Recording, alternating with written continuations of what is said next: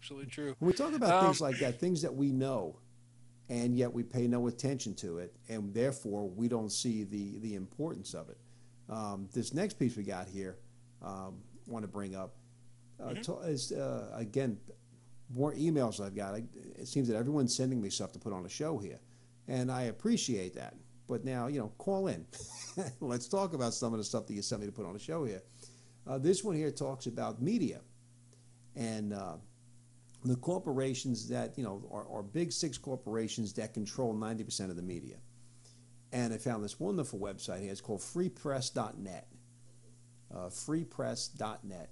And in there, they've got a chart that shows like GE and shows you the TV. And this is what's up on the screen right now. When I click on TV, it tells you all the TV affiliates that they own. When you click on film, it tells you all the film that they own, all the publishing entities they own, those online website stuff, and then other holdings that they have that are in media. And then when you're done with that, you can come down and check out Disney. And then you can go through everything that Disney owns. You can go through News Corp, Time Warner, Viacom, CBS. Those are the ones. So this here really lays out, because we've heard it before, where people say, oh, these six corporations control 90% of the media in the country, and they determine what we see and what we hear, and they control it right down to the punctuation in the storylines. Well, this actually really spells it out for you and tells you here's the newspapers that this group owns, here's the radio stations that this one owns, so on and so forth. So you can see that it is true. There are just a handful of corporations that own the overwhelming majority of the news media, and of not just news media, but all of your programming. You've got six corporations that are really dictating 90% of what you see on cable TV. Yeah, and this goes back. This dovetails or goes back to that NPR story, because this is the justification. The people who want us to fund NPR publicly, this is the justification that they use, that the mass media is controlled by corporate interest, controlled by a very small group of corporate interest, and that they would just gobble up NPR if NPR was made private.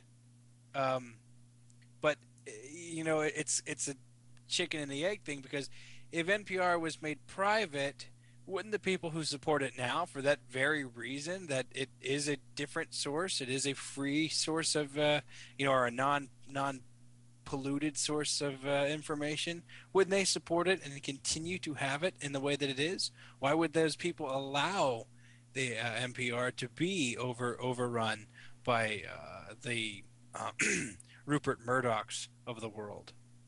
Mm-hmm. Yeah. Well, it's something that we've heard time and time again, and I just wanted to bring this up. It's freepress.net. Anyone who's listening, you can go there and you can see for yourself and find out which of your favorite channels are owned by whom.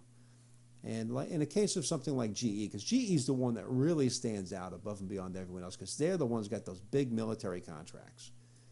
So You're probably not going to see any of their affiliates speaking poorly of war. No, of course not. Probably Why not. would they? Yeah, exactly.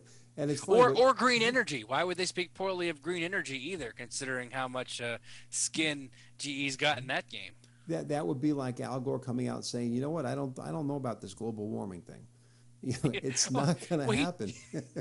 He's got too much in the game. I was wrong about ethanol. I was wrong about that ethanol thing. Thanks, Al. Now that we've been totally screwed.